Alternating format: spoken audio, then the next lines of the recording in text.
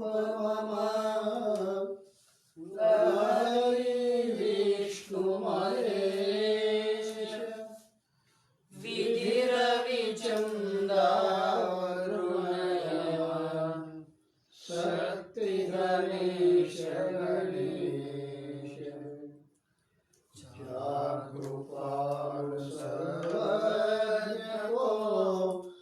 हियधारक मुनि ज्ञान ताको होत उपाधिते मोमय मिथ्या भान ऐहि जाने बिन जगत मनहु जेवरि साप न सही भुजग जग जीलहे सोहम नापे आप बोध चाहि जाको सुकृति भजत राम निष्काम सो मेरो है आत्मा काकू करो प्रणाम जो सुख नित्य प्रकाश विभु नाम रूप आधार मति न लखै जे मति लखै सोमय शुद्ध अपार सोमय शुद्ध अपार। सद्गुरुनाथ महाराज की जय।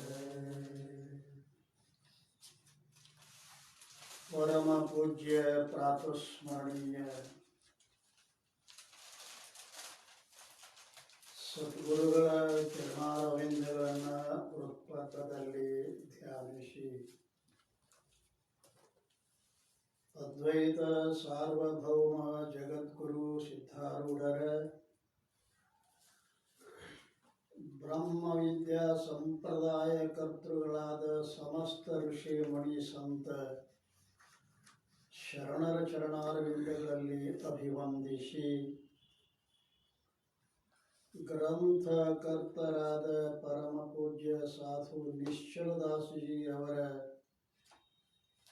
ಪಾವನ ಪಾದಾರವಿಂದಗಳಲ್ಲಿ ಹಣೆ ಮನೆದು ಆತ್ಮೀಯರೇ, ಪ್ರಸ್ತುತ ಚಿಂತನದ ವಿಷಯ ಶ್ರೀ ವಿಚಾರ ಸಾಗರ. ವಿಚಾರ ಸಾಗರದ 1ನೇ ತರಂಗದಲ್ಲಿ ಅನುಬಂಧ ಸಾಮಾನ್ಯ ನಿರೂಪಣವನ್ನು ಮಾಡುತ್ತೇನೆ ಅಂತ ಪ್ರತಿಜ್ಞೆಯನ್ನು ಮಾಡಿದ ಪೂಜ್ಯರು ಆ ಅನುಬಂಧಗಳಲ್ಲಿ ಮೊದಲನೇದಾಗಿರ್ತಕ್ಕಂಥ ಅಧಿಕಾರಿಯ ವರ್ಣನ ನಡೆದದು. ಈ ಅಧಿಕಾರಿಯ ವರ್ಣನದಲ್ಲಿ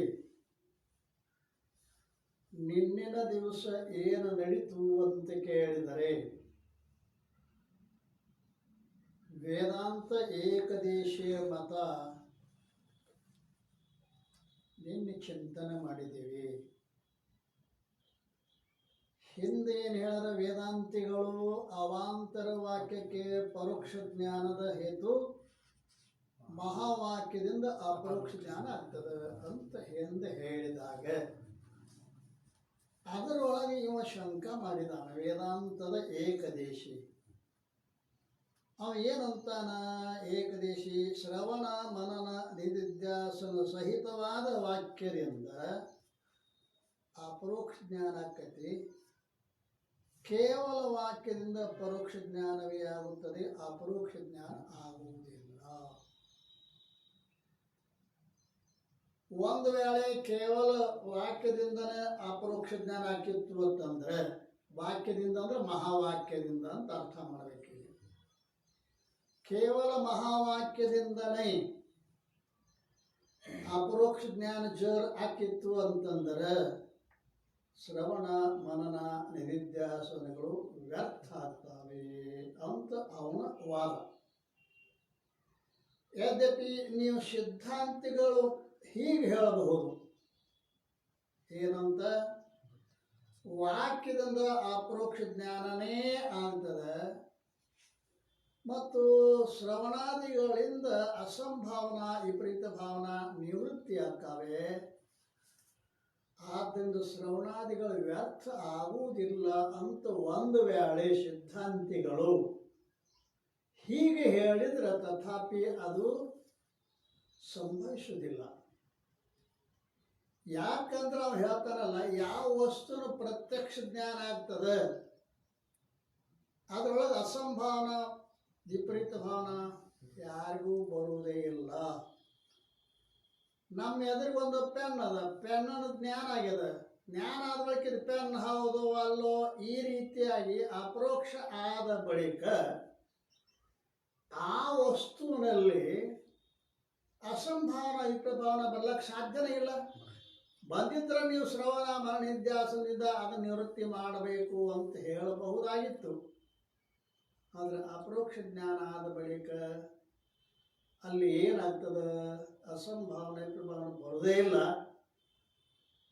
ಆದ್ದರಿಂದ ತತ್ವಮಸಿ ಮೊದಲಾದ ವಾಕ್ಯಗಳಿಂದ ಬ್ರಹ್ಮದ ಅಪರೋಕ್ಷ ಜ್ಞಾನ ಆಗ್ತತಿ ಅಂತ ಹೇಳುವ ಈ ಅಸಂಭಾವನೆ ವಿಪರೀತ ಭಾವನೆ ಸಂಭವಿಸುವುದಿಲ್ಲ ನಿಮ್ಮ ಮತದೊಳಗೆ. ಆದ್ದರಿಂದ ಶ್ರವಣಾದಿ ಸಾಧನೆಗಳು ವ್ಯರ್ಥ ಆಗ್ತವೆ. ನಾವು ಹೇಳಿದ ಪ್ರಕಾರ ಶ್ರವಣಾದಿಗಳು ವ್ಯರ್ಥ ಆಗ್ತವೆ. ಕೇವಲ ವಾಕ್ಯದ ಪರೋಕ್ಷ ಜ್ಞಾನ ಆಕೈತಿ ಅಂತ ಹೇಳ್ರಿ, ಶ್ರವಣ ಮರಣ ನಿಧ್ಯಾಸನ ಸಹಿತವಾದ ವಾಕ್ಯದಿಂದ ಅಪರೋಕ್ಷ ಜ್ಞಾನ ಆಕೈತಿ ಅಂತ ಹಿಂಗೆ ಹೇಳ್ರಿ, ಇದು ಮತ ಯೋಗ್ಯದ ನಮ್ಮದು ಅಂತ ಯಾರು ಹೇಳ್ತಾರೆ? ಏಕದೇಶಿ. ಈ ಹಿಂಗೆ ಹೇಳೋರು ಬಹಳ ಮತಗಳು ಅದಾವೆ ಅಂತನೂ ಕೂಡ ಹೇಳ್ಕೊಂಡು ಬಂದಿದ್ದಾರೆ. ಅದರೊಳಗೆ ಟಿಪ್ಪಣಿ ಒಳಗೆ ಏನು ಹೇಳ್ಯಾರ, ಯಾವ ಸಂಕ್ಷಿಪ್ತ ಶಾರೀರಕ್ಕಿಂತ ಭಿನ್ನವಾಗಿರ್ತಕ್ಕಂಥವ್ರು ಬಹಳ ಮಂದಿ ಹಿಂಗೆ ಹೇಳಬಹುದು. ಆದರೆ ಆ ಮಾತು ಸಮೀಚೀನ ಅಲ್ಲ, ಅವ್ರ ಮತ ಯೋಗ್ಯ ಇಲ್ಲ. ಯಾರ ಮತ? ಏನವ್ರ ಮತ? ಕೇವಲ ವಾಕ್ಯದಿಂದ ಪರೋಕ್ಷ ಜ್ಞಾನ ಕಟ್ಟಿ ಶ್ರವಣ ಮನನ ನಿಧಿಧ್ಯಾಸನ ಸಹಿತ ವಾಕ್ಯದಿಂದ ಅಪರೋಕ್ಷ ಜ್ಞಾನ ಕಟ್ಟಿ ಅಂತ ಹಿಂಗೇನು ಹೇಳ್ಯಾರಲ್ಲ, ಇದು ಯೋಗ್ಯ ಇಲ್ಲ ಇವ್ರ ಮಾತ. 22ನೇ ವಿಷಯಾಂಕದ ಮೇಲೆ ಇದು ಚಿಂತನೆ ಮಾಡ್ತೀವಿ. ಮೇಲೆ ಹೇಳಲ್ಪಟ್ಟ ಏಕದೇಶೀಯ ಮತದ ಅಸಮೀಚೀನತ್ವ, ಮ್ಯಾಲೇನು ಹೇಳ್ಕೊಂಬಂದನಲ್ಲ ಏಕದೇಶಿ ಮತ, ಇದು ಯೋಗ್ಯ ಇಲ್ಲ, ಅಸಮೀಚೀನ, ಅಯೋಗ್ಯ ಅದ. ಶಬ್ದದ ಸ್ವಭಾವ ಹೀಗೆ ಇರುತ್ತದೆ ನೋಡಿ.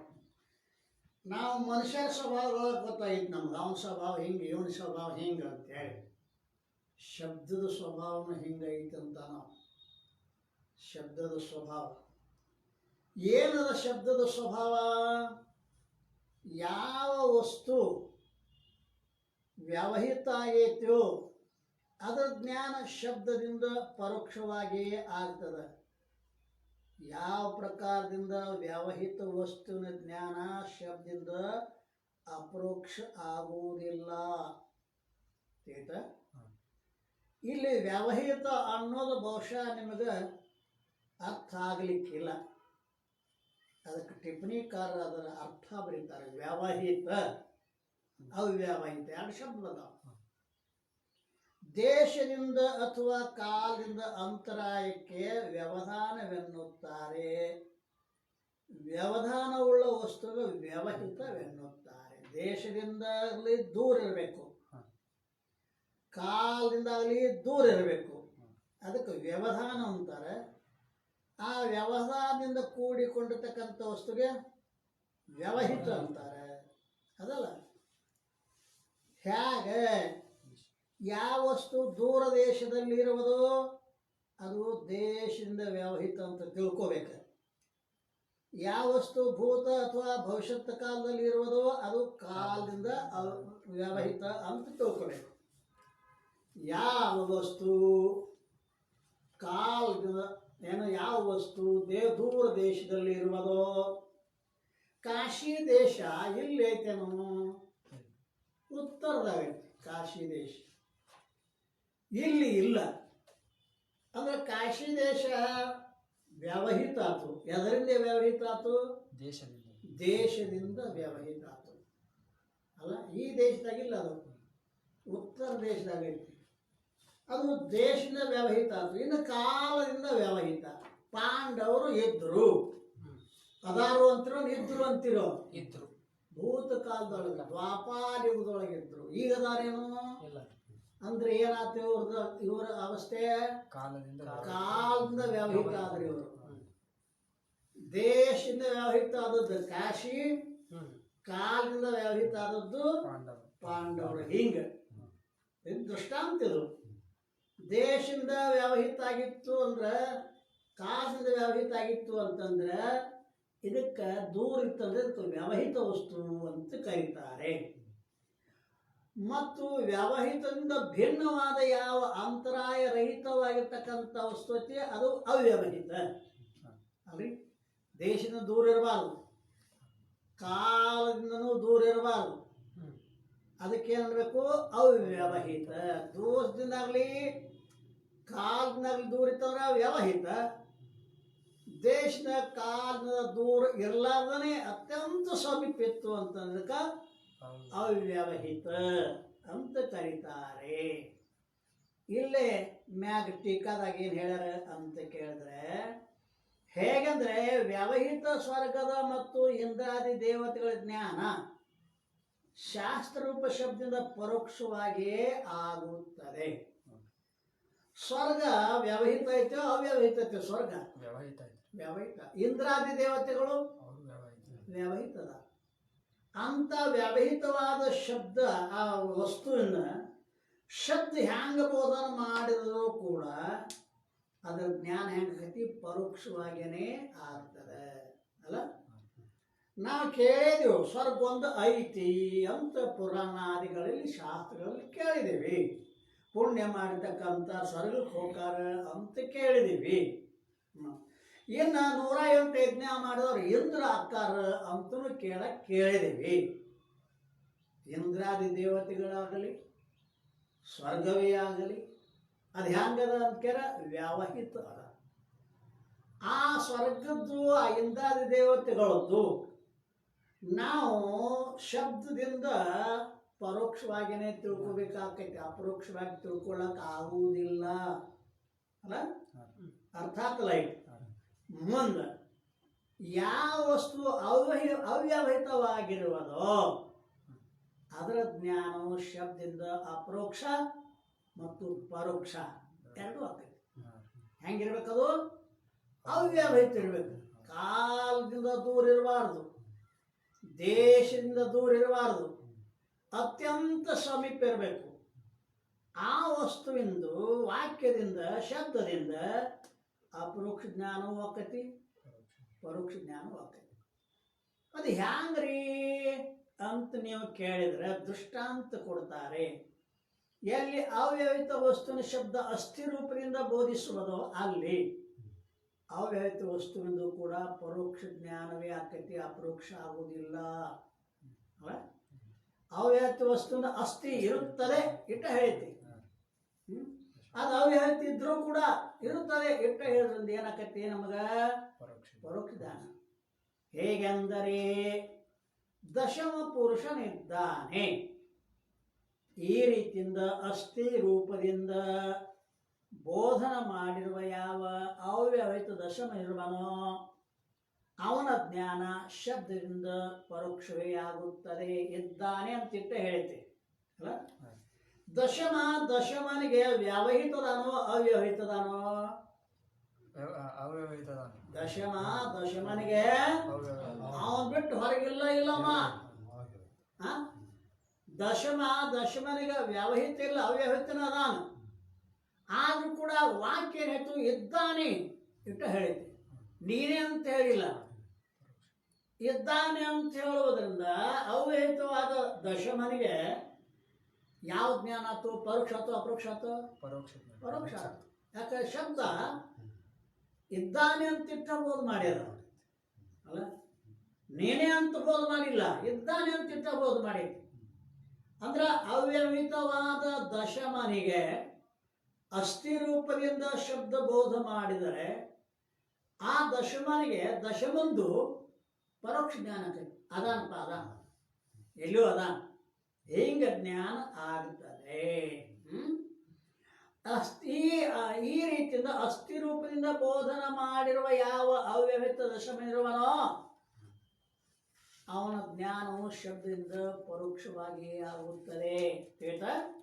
ಅವನ ಜ್ಞಾನ ಏನಾಕತಿ? ಶಬ್ದದಿಂದ ಪರೋಕ್ಷವಾಗಿನೇ ಆಗ್ತೈತಿ. ಅದೇ ದಶಮಾನೇ ನೀನಿದ್ದೀಯ ಅಂತಂದಾಗ ಅಪರೋಕ್ಷ ಆಗ್ತೈತಿ. ದಶಮ ಸ್ತಮಸಿ ಅಂದಾಗ ಅಪರೋಕ್ಷ. ದಶಮೋಸ್ತಿ ದಶಮ ಸ್ತಮಸಿ ಎರಡು ವಾಕ್ಯದ. ದಶಮೋಸ್ತಿ ದಶಮನೂ ಇದ್ದಾನೆ, ವಾಕ್ಯ ಹಿಂಗೆ ಇತ್ತು. ಅವ್ಯವಹಿತವಾದ ದಶಮನಿಗೆ ಈ ವಾಕ್ಯದಿಂದ ಎಂಥ ಜ್ಞಾನ ಆಕತಿ? ಪರೋಕ್ಷ. ಅಪರೋಕ್ಷ ಆಗಿಲ್ಲ. ಆಮೇಲೆ ಅಪರೋಕ್ಷನ ಅದಾನವ. ದಶಮನಿಗೆ ದಶಮ ಅಪರೋಕ್ಷದಾನೋ ಪರೋಕ್ಷದಾನೋ? ಅಪರೋಕ್ಷದಾನ. ಆದ್ರೂ ಕೂಡ ಶಬ್ದ ಇದ್ದಾನೆ ಇಟ್ಟ ಹೇಳಿದ. ಆದ್ರಿಂದ ಅವ್ಯವಹಿತವಾದ ದಶಮನಿಗೆ ದಶಮನ ಪರೋಕ್ಷ ಜ್ಞಾನವೇ ಆಕತೆ ವಿನಃ ಅಪರೋಕ್ಷ ಆಗುದಿಲ್ಲ. ಯಾವಾಗ ದಶಮ ಸ್ತಮಸಿ ಅಂತಾರೆ ಆವಾಗ ಅವನಿಗೆ ಏನಾಕತಿ? ಅಪರೋಕ್ಷ. ಅಂದ್ರೆ ಅವ್ಯವಹಿತ ವಸ್ತುವಿಂದು ಪರೋಕ್ಷನೂ ಜ್ಞಾನ ಆಗಬಹುದು, ಅಪರೋಕ್ಷನೂ ಆಗಿ ಆಗ್ಬಹುದು. ಅದು ವಾಕ್ಯ ಪ್ರಯೋಗದ ಮ್ಯಾಲ ಅದ.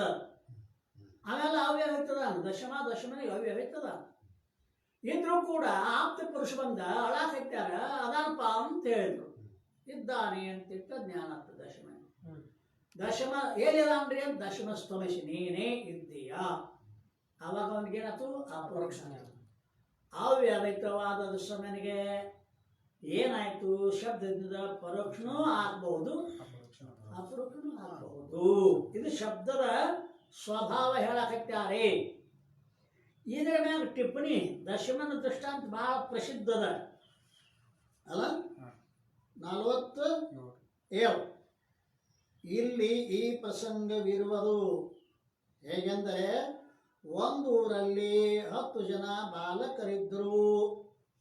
ಅವರು ಒಟ್ಟಾಗಿ ಕೂಡಿಕೊಂಡು ವಿನೋದಾರ್ಥವಾಗಿ ದೇಶಾಂತರಕ್ಕೆ ಹೊರಟರು. 10 ಮಂದಿ ಕೂಡಿದ್ರೆ ನಾವು 10 ಮಂದಿ ಇದೀವಪ್ಪ, ಒಂದಿಷ್ಟ ತಿರುಗಾಡಿ ದೇಶಾಂತರ ತಿರುಗಾಡಿ ಬರೋಣ ಅಂತ ಹೊರಟರು. ಮಾರ್ಗದಲ್ಲಿ ಮೃಗಜಲದ ನದಿ ಪ್ರಾಪ್ತವಾಯಿತು. ತುಂಬಿ ಹರಿಯಾಕತ್ತಿತ್ತಂತ. ಯಾವ ನದಿ? ಮೃಗಜಲದ ನದಿ ತುಂಬಿ ಹರಿಯಾಕತ್ತಿತ್ತಂತ. ಎಲ್ಲರೂ ಕೂಡಿ ಅದನ್ನು ದಾಟಿದ್ರು, ಮೃಗಜಲ ನದಿ ದಾಟಿದ್ರು. ಆಮೇಲೆ ಒಬ್ಬ ಪ್ರಮುಖ ಬಾಲಕ ಏನು ಮಾಡಿದ? ನಾವು 10 ಮಂದಿ ಇದ್ದೀವಿ, ಬರುವಾಗ ಊರಾಗ 10 ಮಂದಿ ಅದೀವಿ ಎಲ್ಲೋ ಅಂತೇಳಿ ಅನಿಸುವಾಗ ತಾನ್ನ ಬಿಟ್ಟು ಎನಿಸಿದ. ಎಷ್ಟು ಮಂದಿ ಸಿಕ್ಕರು ಅವಾಗ? 9 ಮಂದಿ ಸಿಕ್ಕರು ಅವಾಗ. ಅದಾರ ಎಷ್ಟು ಮಂದಿ? 10 ಮಂದಿ ಅದ. ಸಿಕ್ಕರು ಎಷ್ಟು ಮಂದಿ? ಒಬ್ಬ ಸಿಗಲ್ಲ ಅಲ್ಲ, ಒಬ್ಬ ಯಾಕಡೆ ಹೋದ, ಒಬ್ಬ ಸಿಗವಲ್ಲ ಅಂತ ನೋಡವ. ಆಗ ಅನ್ನುತ್ತಾನೆ, ನನ್ನ ಜೀವದ ಗೆಳೆಯನಾದ 10ನೇಯವನನ್ನು ನಾನು ತಿಳಿಯಲಾರೆ. ಇದು ಅಜ್ಞಾನದ ಅವಸ್ಥೆ. ಏನು ಅವಸ್ಥೆಗಳು ಮಾಡ್ತಾರೆ? ಸಪ್ತಾವಸ್ಥೆ. ಅಜ್ಞಾನ, ಆವರಣ, ವಿಕ್ಷೇಪ, ಪರೋಕ್ಷ, ಅಪರೋಕ್ಷ, ಶೋಕ ನಿವೃತ್ತಿ, ನಿರಂಕುಶ ತೃಪ್ತಿ. 7 ಅವಸ್ಥೆಗಳನ್ನು ಇದರೊಳಗೆ ಸೇರಿಸ್ತಾರ. ಮೊದಲನೇದೇನೋ 10ನೇ ಅದಾವ, ಅವನ್ನ ತಿಳಿವಲ್ಲಿ ಬರೀ ಅಜ್ಞಾನ. ಇದು ಆದ್ದರಿಂದ 10ನೇ ಅವನು ಇರುವುದೇ ಇಲ್ಲ ಮತ್ತು ಕಾಣಿಸುವುದಿಲ್ಲ. 2 ಆವರಣಗಳು ಇಲ್ಲ, ಕಾಣಿಸುವುದಿಲ್ಲ. ಮೊದಲ ಕಳ್ಕೊಂಡ, ತನ್ನನ್ನು ಕಳ್ಕೊಂಡ, ಅಜ್ಞಾನ ಆತಿದು. ಆವಾಗ 2 ಆವರಣಗಳು ಅಜ್ಞಾನದ ಕಾರ್ಯ. ಇಲ್ಲ, ತೋರುವುದಿಲ್ಲ, 2 ಆವರಣಗಳು.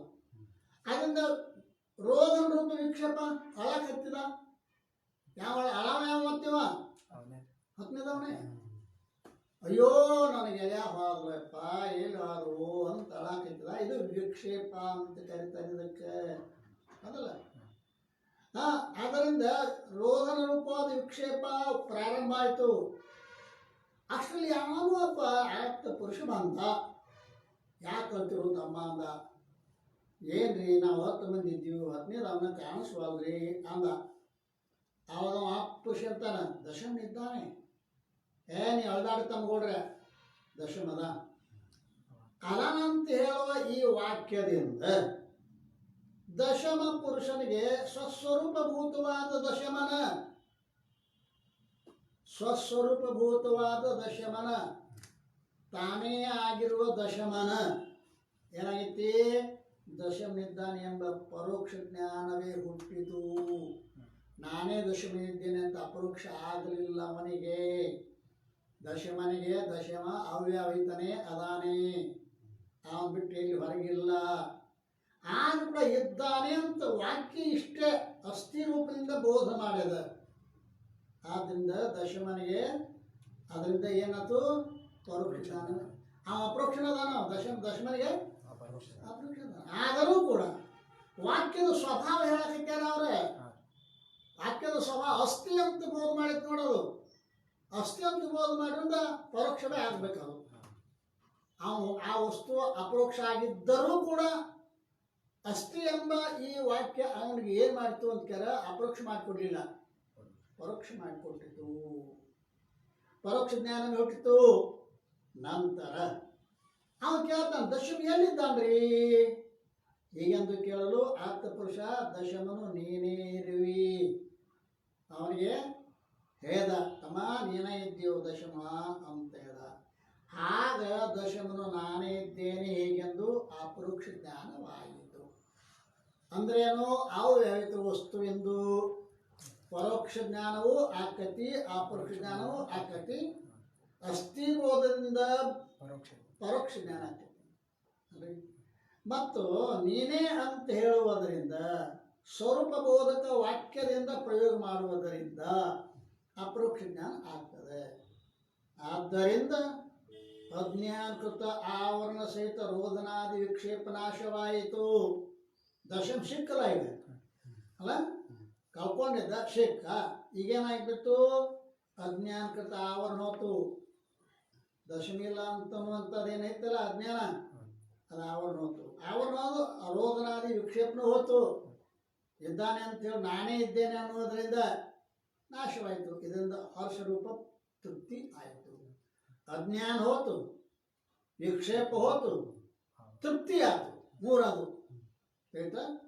ದಶಮ ಸ್ತಮಸಿ ನೀನೇ ದಶಮನಿದ್ಯಾ ಅನ್ನೋದರಿಂದ ಮೂರು ಒಂದೇ ಏಕಕಾಲದಲ್ಲಿ ಅಜ್ಞಾನಕೃತವಾಗಿರ್ತಕ್ಕಂಥ ಆವರಣ ಹೋತು, ಮತ್ತೇನು ಹೋಯ್ತು ವಿಕ್ಷೇಪ ಹೋಯ್ತು, ಶೋಕ ನಿವೃತ್ತಿ ಆಗ್ಬೇಕ, ಹರ್ಷನು ಕೂಡ ಪ್ರಾಪ್ತಿ ಆಯಿತು.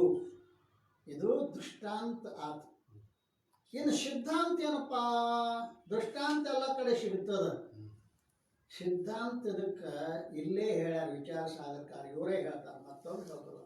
ಅವ ಹತ್ತನೇದವ ಯಾವ 9 ಮಂದಿಗಳು ಯಾರ್ಯಾರು ಅದನ್ನೆಲ್ಲ ಇಲ್ಲಿ ಹೇಳ್ತಾರೆ. ಅದರಂತೆ ಅಜ್ಞಾನಕೃತ ಅದರಂತೆ ಇಲ್ಲಿ ಪುರುಷನು ಅಂದ್ರೆ ಜೀವನು. ದಶಮ ಪುರುಷ ಅಂತಂದ್ರೆ ಯಾರವ? ದಶಮ ಪುರುಷ ಅಂದ್ರೆ ಯಾರವ? ಜೀವ.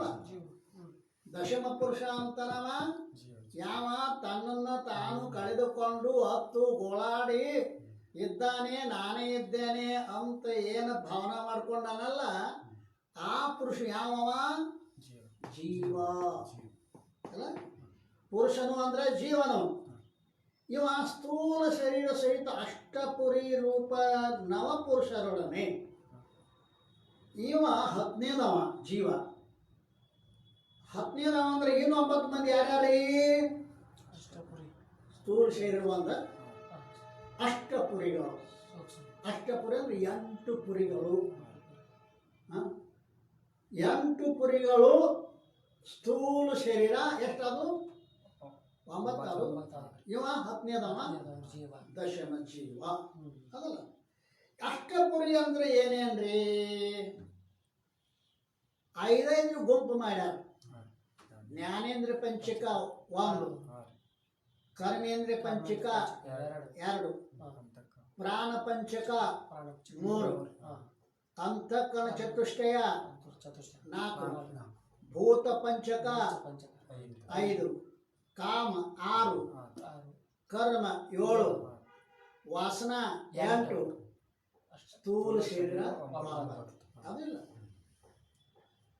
ಈ 9 ಮಂದಿ ಗೆಳೆಯರ ಅವಂಗ ಜೀವನೆಂಬ ದಶಮನಿಗೆ 9 ಮಂದಿ ಗೆಳೆಯರನ್ನ ಕರ್ಕೊಂಡ.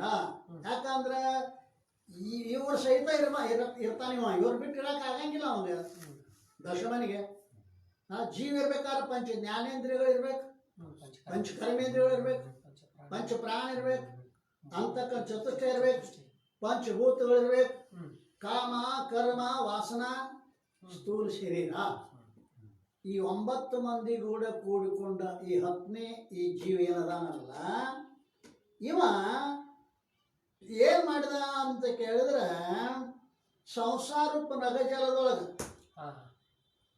ಅಲ್ರಿ ಅಷ್ಟಪುರಿ ರೂಪ ಪುರುಷರೊಡನೆ ಕೂಡಿಕೊಂಡ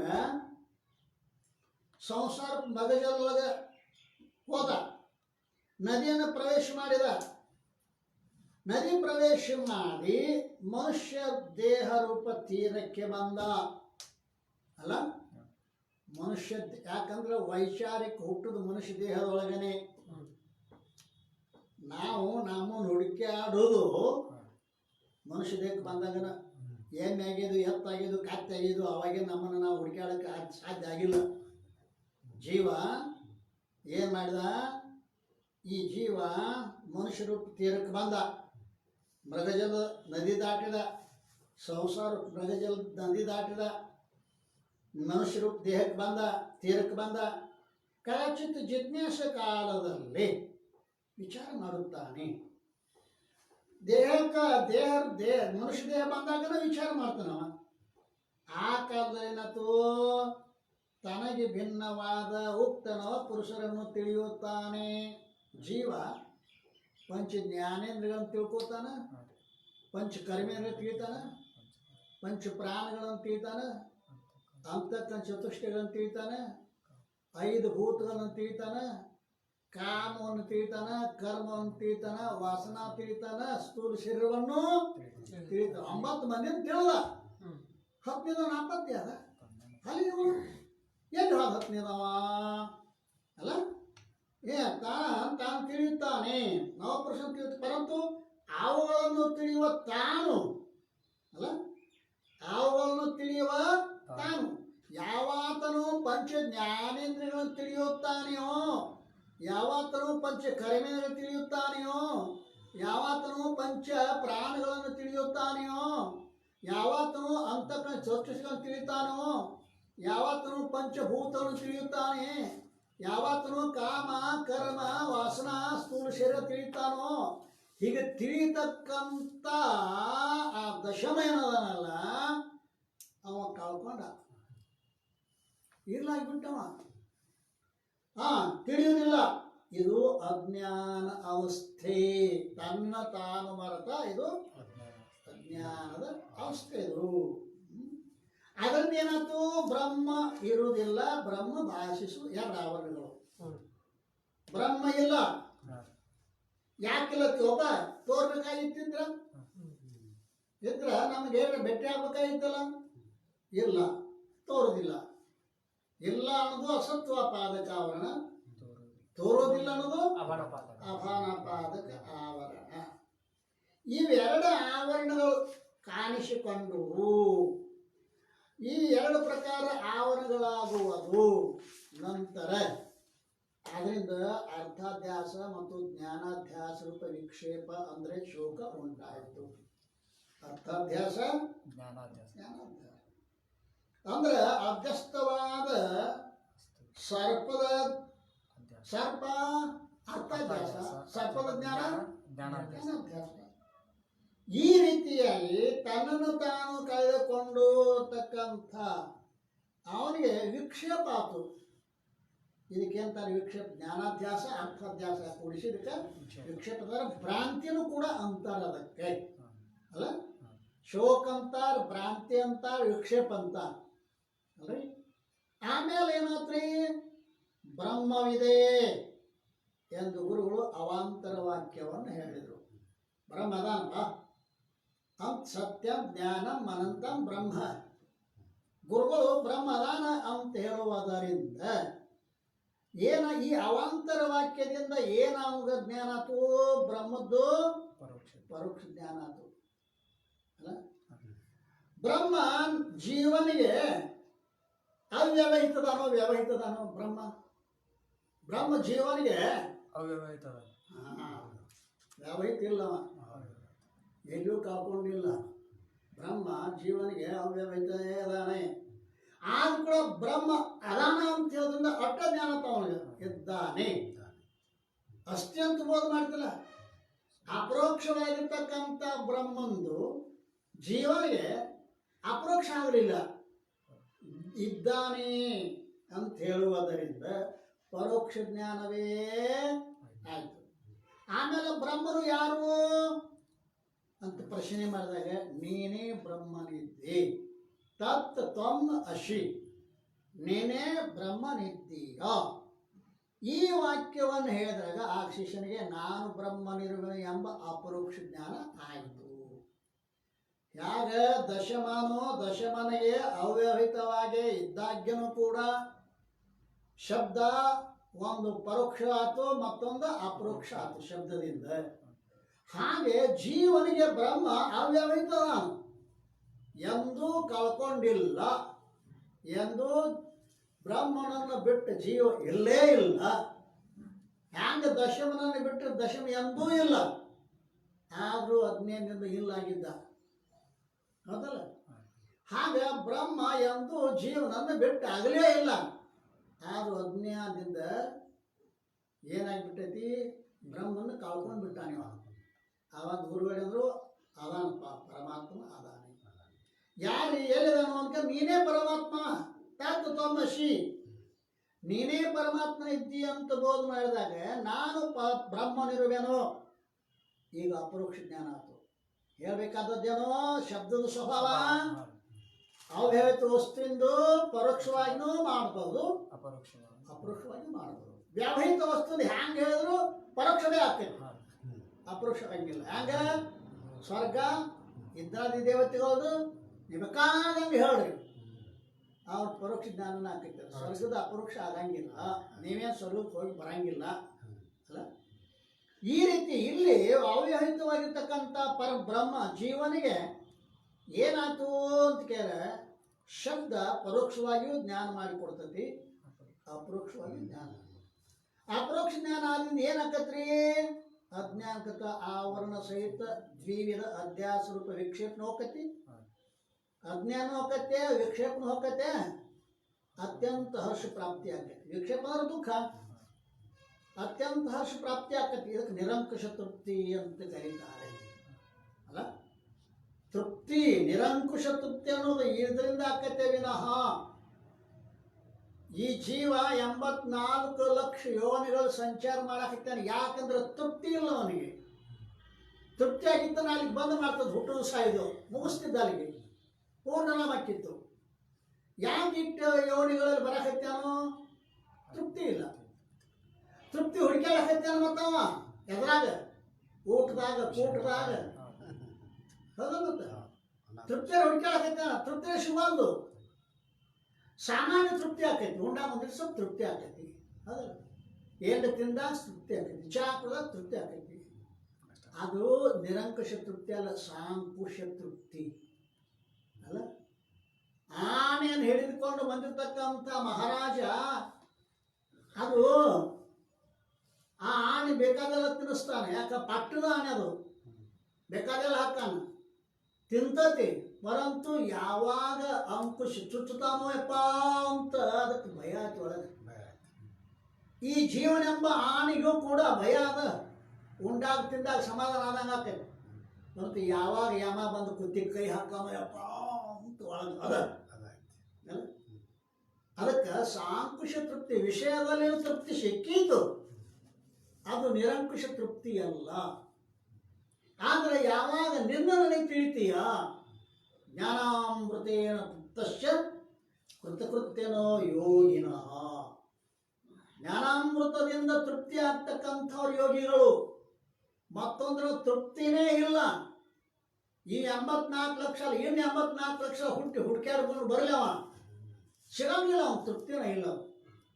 ಆದ್ದರಿಂದ ಯಾವಾಗ ಗುರುಗಳು ನೀನೇ ಬ್ರಹ್ಮನಿದ್ದೀಯ ಅಂತ ಉಪದೇಶ ಮಾಡಿದರು, ಅದರಿಂದ ಅಜ್ಞಾನಕೃತ ಆವರಣ ಸಹಿತ ದ್ವಿವಿಧ ಅಧ್ಯಾಸ ರೂಪ ವಿಕ್ಷೇಪ ಹೋತು. ಅದರಿಂದ ಅತ್ಯಂತ ಹರ್ಷ ಪ್ರಾಪ್ತಿಯಾಯಿತು. ಇದಕ್ಕೆ ನರಕಸ್ತುತಿ ಅಂತಾರೆ. ಈ ಚಿದಾಭಾಸನ 7 ಅವಸ್ಥೆ ವರ್ಣನೆಯನ್ನು ಆಚಾರ್ಯಕೃತ ಉಪದೇಶ ಶಾಸ್ತ್ರದೊಳಗೆ ಹೇಳ್ತಿ, ಪಂಚದಶಿಯೊಳಗೆ ಹೇಳ್ತಿ, ವಿಚಾರ ಸಾಗರೊಳಗೆ ಹೇಳ್ತಿ ಅಂತೆಲ್ಲ ಹೇಳ್ಕೊಂಬಂದ. ನಿಜೋಂಡ್ರು ಕೂಡ ಈ ಸಪ್ತ ಅವಸ್ಥೆಗಳನ್ನ ಜೀವನ ಹೇಳಿದ. ಜ್ಞಾನ ಪ್ರತಿಪಾದನ ಸ್ಥಳದ 20ನೇ ಪದ್ಯವನ್ನು ತೆಗೆದು ನೋಡ್ರಿ. ಜೀವನಿಗೆ ಅವಸ್ಥೆಗಳೇಳನ್ನು ಪರಿಭಾವಿಸಿ ನೋಡಿರೆ ಬಂಧರಹಿತರಪ್ಪರು. ಜೀವನಿಗೆ ಅವಸ್ಥೆಗಳೇಳನ್ನು ಪರಿಭಾವಿಸಿ ನೋಡಿರೆ ಬಂಧರಹಿತರಪ್ಪರು. ನಿಜವನ್ನೂ ಕೂಡ ಸಪ್ತ ಅವಸ್ಥೆಗಳನ್ನು ಇನ್ನು ಹೇಳ್ಕೊಂಬಂದಾರೆ. ಒಟ್ಟಿನ ಮ್ಯಾಲ ಹೇಳಬೇಕಾದದ್ದು ಏನಪ್ಪ ಅಂತ ಕೇಳಿದರೆ, ಯಾವಾಗ ಅವ್ಯವಹಿತವಾಗಿರ್ತಕ್ಕಂಥ ವಸ್ತುವನ್ನು ಶಬ್ದ ಪರೋಕ್ಷವಾಗಿಯೂ ಜ್ಞಾನ ಮಾಡಿಕೊಡ್ತೈತಿ, ಅಪರೋಕ್ಷವಾಗಿಯೂ ಜ್ಞಾನ ಮಾಡಿಕೊಡ್ತೈತಿ.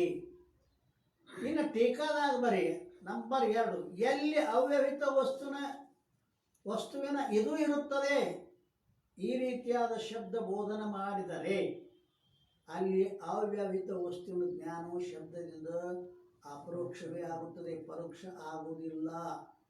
ಹೇಗಂದ್ರೆ ದಶಮನು ನೀನು ಇದ್ದೀಯೇ ಈ ರೀತಿ ಶಬ್ದ ಬೋಧನೆ ಮಾಡಿದರೆ ದಶಮನಿರುವನೋ ಅವನಿಗೆ ಅಪರೋಕ್ಷ ಜ್ಞಾನವೇ ಆಗುತ್ತದೆ.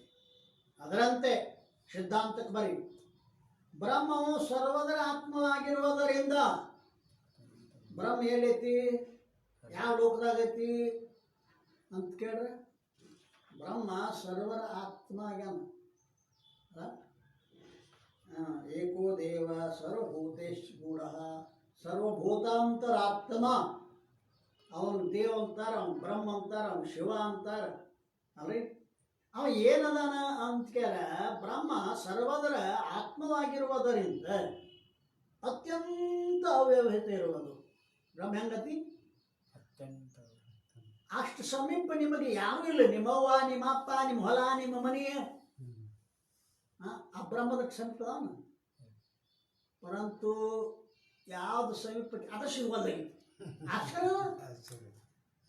ನಿಮ್ಮ ಹೊಲಕ್ಕಿಂತ ನಿನ್ನ ಹೆಂಡತಿಗಿಂತ ನಿನ್ನ ಮಕ್ಕಳಿಗಿಂತ ಸಮೀಪಕ್ಕೆ ಯಾವುದು ಬ್ರಹ್ಮ ಸಮೀಪದಿಂದ ಸಿಗುವಲ್ದು. ಎಷ್ಟು ಆಶ್ಚರ್ಯ ಅದ. ಇದೇ ಅಜ್ಞಾನದ ಮಹಿಮೆ ಅಲ್ಲ. ಕಣ್ಣಾಗ ಚಸ್ಮಾ ಇರ್ತದ್ರಿ, ಅವನು ಹುಡುಕ್ಯಾಡ್ತು ನಾವು. ಚಸ್ಮಾ ಎಲ್ಲಿತ್ತು ನೋಡಿದೇನೋ, ನಿಮ್ಮ ನಿಮ್ಮ ನಿಮ್ಮ ಕಣ್ಣಾಗ ಐತ್ರಿ ಅಂತ ನಾವು. ಹೌದಲ್ಲ, ಅಜ್ಞಾನದ ಮಹಿಮೆ ಹಂಗೆ ಅದೇ ಅತ್ಯಂತ ಸಮೀಪವಾಗಿರ್ತಕ್ಕಂಥದ್ದು.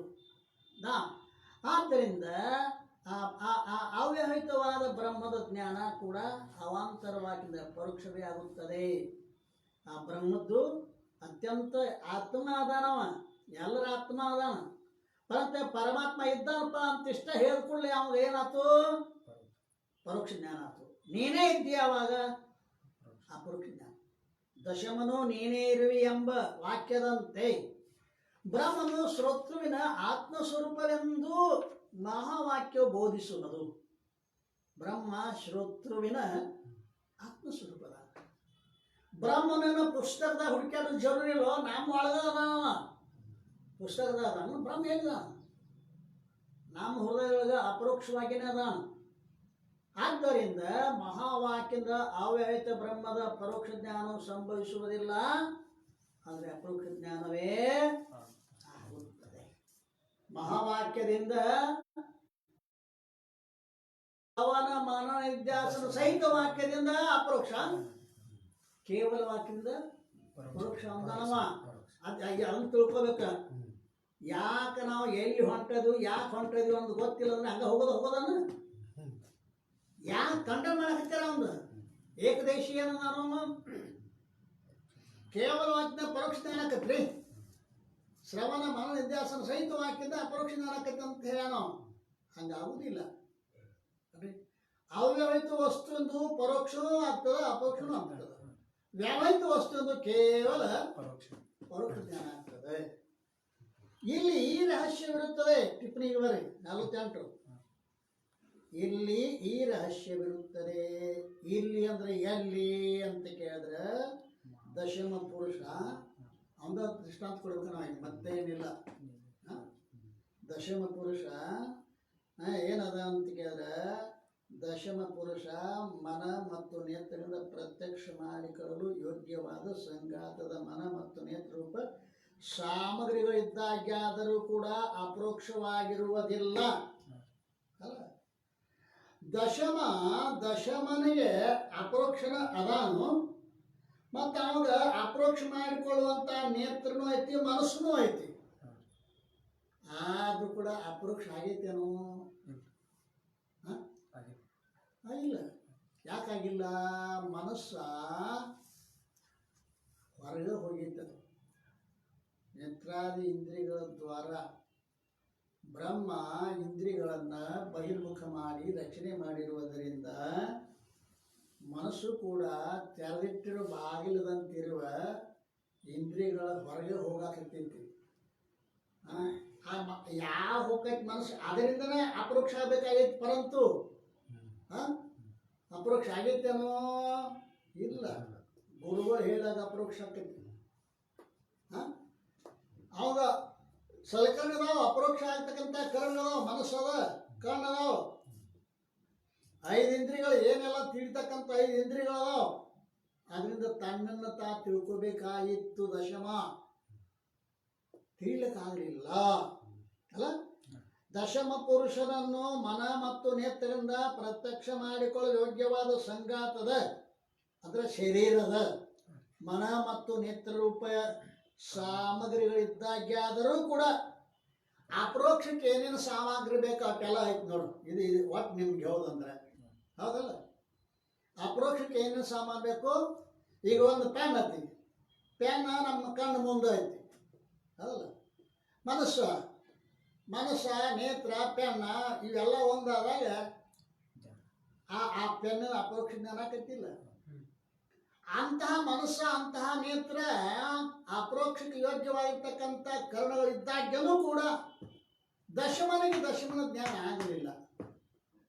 ಆಯ್ತಿಲ್ಲ, ಅಪರೋಕ್ಷವಾಗಲಿಲ್ಲ. ಕಿಂತು ದಶಮನು ನೀನಿರುವಿ ಎಂಬ ವಾಕ್ಯದಿಂದಲೇ ಅಪರೋಕ್ಷ ಜ್ಞಾನ. ಗುರುಗಳು ನೀನೇ ಪರಮಾತ್ಮ ಇದ್ದಂತ ಹೇಳಿದಾಗನೇ ಜ್ಞಾನ ಆಗಬೇಕ ಹೊರತು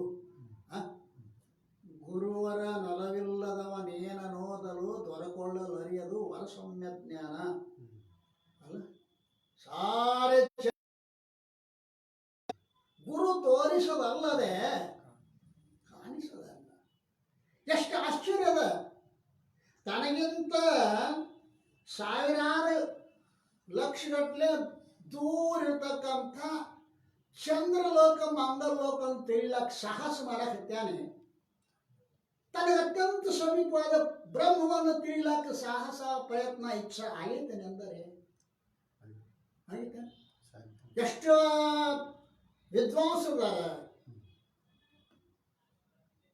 ಎಷ್ಟು ಜಾಣರದಾರ, ಎಷ್ಟು ತೀಕ್ಷ್ಣ ಇದ್ದವ್ರದಾರೆ. ಇಲ್ಲಿ ಕೂತು ಚಂದ್ರಲೋಕ ಏನೇನೈತೆ ಅನ್ನೋದನ್ನು ಹೇಳುವಂಥ ವ್ಯವಸ್ಥೆ ಇವತ್ತಿನ ಕಾಲ ಇದ್ರೂ ಕೂಡ ಅಷ್ಟು ಲಕ್ಷಾಂತರ ದೂರದಲ್ಲಿರೋ ವಸ್ತುವನ್ನು ತಿಳಿಯೋದರಲ್ಲಿ ಸಾಹಸ, ಖರ್ಚ, ಮನಸ್ಸ ಐತಿ.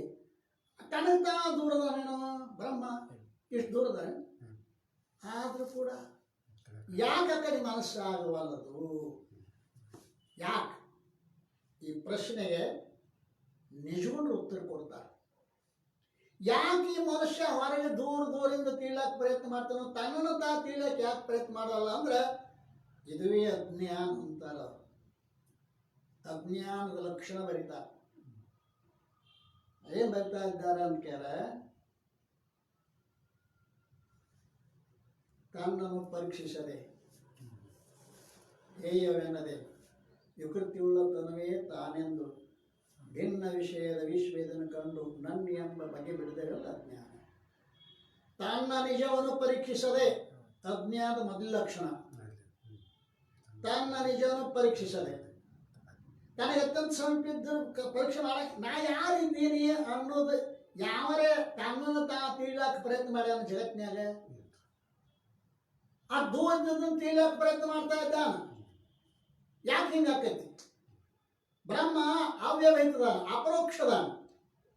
ಅಪರೋಕ್ಷವಾದ ಅದು ಸಾಮಾನ್ಯ ಅಲ್ಲದು. ನಿನಗೆ ನಿತ್ಯ ಸುಖವನ್ನು ಕೊಡುವಂಥ ವಸ್ತು ನಿನ್ನಲ್ಲೇ ಇದ್ದರೂ ಕೂಡ ಏನಾಗತೈತಿ? ಚಂದ್ರಲೋಕ, ಮಂಗಳಲೋಕ, ಅಲ್ಲಿಂದ ಜಾನ್ಮೆ ಹೇಳ್ತಾನ ಅಲ್ರಿ. ಆ ಜಾನ್ಮೆಗಿಂತಲೂ ಪರಬ್ರಹ್ಮ ದರಿವಿಂದು ಹೊರಿಜಾನ್ಮೆಯುಂಟೆ.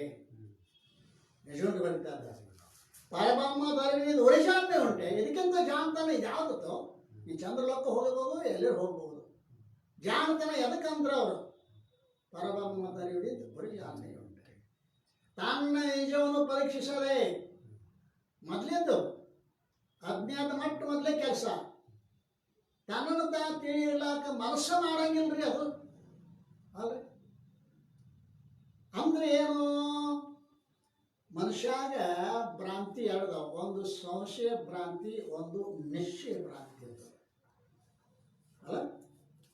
ಒಂದು ಸಂಶಯ ಭ್ರಾಂತಿ, ಒಂದು ಇದು ಹಾಗೋ ಏನು ಹಾವ. ಇದು ಯಾವ ಭ್ರಾಂತಿ? ಇದು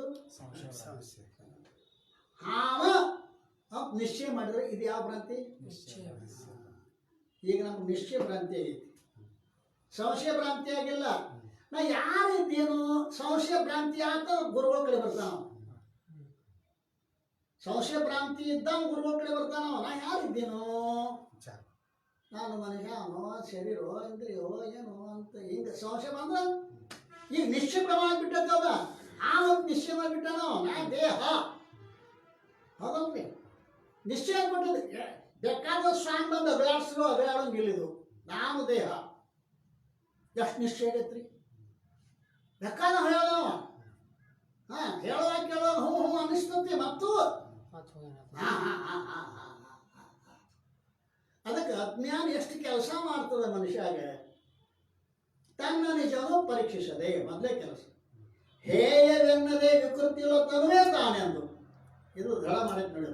ಹೇಯವೆನ್ನದೆ ವಿಕಾರದಿಂದ ಕೂಡಿದ ದೇಹವೇ ನಾನು. ಹೊರಗೊಂದು ಸ್ವಲ್ಪ ಹೊರಸು ಬಿದ್ರೆ ಅದು ದೂರ ಅದಕ್ಕನ ಇದ್ರೊಳಗೇನದ? ಅಯ್ಯೋ ಹೊರಸು ತುಂಡದ. ಹೇಯವೆನ್ನದೆ ವಿಕೃತಿಯೋ ತನುವೇ ತಾನೆಂದು ಭಿನ್ನ ವಿಷಯದ ವಿಶ್ವವೇದನ ಕಂಡು ತನಗೆ ಭಿನ್ನವಾಗಿರ್ತಕ್ಕಂಥ ಜಗತ್ತು ಸತ್ಯ ಅನ್ನುವ ಭಾವನೆ. ಇದು ಅಜ್ಞಾನದ ಲಕ್ಷಣ ಅಂತ ಬರೀತಾರೆ. ಅಭಿಪ್ರಾಯ ಏನು ಅಂತ ಕೇಳಿದರೆ ಇಲ್ಲಿ ಏನು ರಹಸ್ಯದ? ದಶಮ ಪುರುಷನನ್ನು ಮನ ಮತ್ತು ಇಂದ್ರಿಯಗಳಿಂದ ಪ್ರತ್ಯಕ್ಷ ಮಾಡಿಕೊಳ್ಳಲು ಯೋಗ್ಯವಾದ ಸಂಘಾತದ ಮನ ಮತ್ತು ನೇತ್ರರೂಪ ಸಾಮಗ್ರಿ ಇದ್ದಾಗ್ಯಾದರೂ ಕೂಡ ಅಪರೋಕ್ಷವಾಗುವುದಿಲ್ಲ. ಕಿಂತು ದಶಮನು ನೀನಿರುವೆ ಎಂಬ ವಾಕ್ಯದಿಂದಲೇ ಅಪರೋಕ್ಷ ಜ್ಞಾನವಾಗುತ್ತದೆ. ಆದ್ದರಿಂದ ದಶಮನ ಅಪರೋಕ್ಷ ಪ್ರಮಾಜ್ಞಾನಕ್ಕೆ ಶಬ್ದವು ಕರ್ಣವಿರುತ್ತದೆ. ಏನು ಹೇಳೋದಾರೆ ಇಲ್ಲಿ ಗೊತ್ತದ ನಿಮಗೆ? ವಾಕ್ಯವೇ ಕರ್ಣದ, ಮನಸ್ಸು ಬುದ್ಧಿ ಕರ್ಣ ಅಲ್ಲ. ಬ್ರಹ್ಮಜ್ಞಾನಕ್ಕೆ ಕರ್ಣ ಯಾವುದು? ವಾಕ್ಯ. ವಾಕ್ಯ ಮಹಾವಾಕ್ಯ. ಮೊದಲೇ ಹೇಳೋರು ಅತ್ಯಂತ ಏನ ಅತ್ಯಂತ ಅಂತರಿ ಸಾಧನೆ ಯಾವುದು ಅಂತ ಮಹಾವಾಕ್ಯ. ಮಹಾವಾಕ್ಯವೇ ಕರ್ಣದ. ಆ ಮಹಾವಾಕ್ಯದ ಜ್ಞಾನ ಯಾರಿಗೂ ಆಗಂಗಿಲ್ಲ. ಮನಸ್ಸಿಗೆ ಆಕತಿ ಜ್ಞಾನ, ಬುದ್ಧಿಗೆ ಆಕತಿ ಪರತು. ಆದರೂ ಕೂಡ ವಾಕ್ಯದ ಅದು ಜ್ಞಾನ ಆಗುವುದಿಲ್ಲ ಅಲ್ಲ. ಏನು ಹೇಳಂಗಾತು? ದಶಮ ನೀನಿರುವೆ ಎಂಬಿ ವಾಕ್ಯದಿಂದಲೇ ಅಪರೋಕ್ಷ ಜ್ಞಾನವಾಗುವುದು. ಆದ್ದರಿಂದ ದಶಮನ ಅಪರೋಕ್ಷ ಪ್ರಮಾಜ್ಞಾನಕ್ಕೆ ಶಬ್ದವು ಕರ್ಣವಿರುತ್ತದೆ. ಶಬ್ದ ಅಂದ್ರೆ ವೇದ ವಾಕ್ಯ, ಅದುವೇ ಶ್ರುತಿ. ಶ್ರುತಿಯೇ ಪ್ರಮಾಣ ಅಖಿಳರ್ಗೆ. ಅದು ಹೇಳಿದಾಗ ನಾವು ತಿಳ್ಕೋಬೇಕು. ನಮ್ಮ ಮನಸ್ಸಿಗೆ ಬಂದಾಗ ನಾವು ತಿಳಿಯಕ್ಕೆ ಬರಂಗಿಲ್ಲ. ಆದ್ದರಿಂದ ಶಬ್ದವು ಕರ್ಣವಿರುತ್ತದೆ. ಆದ್ದರಿಂದ ಅದು ಪ್ರಮಾಣವೆನಿಸುತ್ತದೆ. ಶಬ್ದವೇ ಪ್ರಮಾಣ. ಶಬ್ದವೇ ಪ್ರಮಾಣ. ಅದಕ್ಕೆ ಮನ ಮತ್ತು ನೇತ್ರ ಸಹಕಾರಿಯಾಗಿವೆ. ಮನಸ್ಸಿಗೆ ಜ್ಞಾನ ಆಕೈತಿ, ಅದು ಕೂಡ ಸಹಕಾರಿ. ಅದು ಮುಖ್ಯ ನಮಗೆ ಯಾವುದು? ವಾಕ್ಯ. ಅಪರೋಕ್ಷ ಜ್ಞಾನಕ್ಕೆ ಮುಖ್ಯ ಸಾಧನೆ ಯಾವುದು? ವಾಕ್ಯ. ಮತ್ತು ಮನಸ್ಸು ಏನು ಮಾಡ್ತೈತಿ ಅಂತ ಕೇಳಿದ್ರೆ ಸಹಕಾರಿ. ಎಂಥ ಮನಸ್ಸು? ಸುಸಂಸ್ಕೃತವಾದ ಮನಸ್ಸೇ ಬ್ರಹ್ಮಜ್ಞಾನಕ್ಕೆ ಕಾರಣ ಅಂತ ಜಗದ್ಗುರು ಶಂಕರಾಚಾರ್ಯ ಹೇಳ್ಕೊಂಬಂದಿದ್ದಾರೆ. ಎಲ್ಲ ಮನಸ್ಸಲ್ಲ, ಸುಸಂಸ್ಕೃತವಾದ ಮನಸ್ಸು ಅದಲ್ಲ, ಅದು ಬ್ರಹ್ಮಜ್ಞಾನಕ್ಕೆ ಕಾರಣ ಆಗ್ತೈತೆ, ಅದು ಸಾಧನ ಆಗ್ತದೆ, ಸಹಕಾರಿ ಆಗ್ತದೆ. ಅದು ನಿಜವಾದ ಕರ್ಣ ಶಬ್ದ ಅದ, ಮಹಾವಾಕ್ಯ ರೂಪ ಶಬ್ದ ಅದ. ಮನಸ್ಸ ಅದು ಸಹಕಾರಿ ಅದ. ನೋಡುವುದು ಕಣ್ಣೇ ಖರೆ ಪರಂತು ಪ್ರಕಾಶ ಇಲ್ದ ನೋಡ್ತೈತೆ ಕಣ್ಣ, ಪ್ರಕಾಶ ಇಲ್ದ ನೋಡ್ತೈತೆ ಕಣ್ಣ, ಪ್ರಕಾಶ ಬೇಕ. ಆದ್ರೆ ಪ್ರಕಾಶ ಮುಖ್ಯವೋ ಏನು ಕಣ್ಣು ಮುಖ್ಯವೋ? ಕಣ್ಣು ಮುಖ್ಯ. ಕಣ್ಣ ಮುಖ್ಯ ಕಾರಣ, ಪ್ರಕಾಶ ಸಹಕಾರಿ ಕಾರಣ. ಹಾಗೆ ಮಹಾವಾಕ್ಯ ಅದು ಮುಖ್ಯ ಕಾರಣದ ಬ್ರಹ್ಮಜ್ಞಾನ. ಸುಸಂಸ್ಕೃತವಾದ ಮನಸ್ಸು ಮತೇನ ಲಖೈ ಜೀಮತಿ ಲಖೈ ಹೇಳ್ಕೊಂಬಂದು, ಮಲಿನವಾದ ಬುದ್ಧಿ ಬ್ರಹ್ಮವನ್ನು ತಿಳಿಯುವುದಿಲ್ಲ, ಶುದ್ಧವಾದ ಬುದ್ಧಿ ಬ್ರಹ್ಮವನ್ನು ತಿಳಿಯುತ್ತದೆ. ಹಾಗೆ ಸುಸಂಸ್ಕೃತವಾದ ಮನಸ್ಸು. ಮೊದಲು ನಾವೆಲ್ಲ ಸುಸಂಸ್ಕೃತಿ ಹೆಂಗೆ? ವಿವೇಕದಿಂದ, ವೈರಾಗ್ಯದಿಂದ, ಸಮಾಜ ಸಂಪತ್ತಿಯಿಂದ ಸುಸಂಸ್ಕೃತ ಆಗಿರ್ಬೇಕದು ಮನಸ್ಸು. ಏನು ವಿವೇಕ ಇಲ್ಲ, ವೈರಾಗ್ಯ ಇಲ್ಲ, ಸಮಾಜ ಸಂಪತ್ತಿ ಇಲ್ಲ, ಇದು ಆ ಮನಸ್ಸು ಸುಸಂಸ್ಕೃತ ಏನಂತೀರ ಅದಕ್ಕೆ? ಇಲ್ಲ. ಸಾಧನೆಗಳಿಂದ ಸುಸಂಸ್ಕೃತ ಆಗಿರಬೇಕು.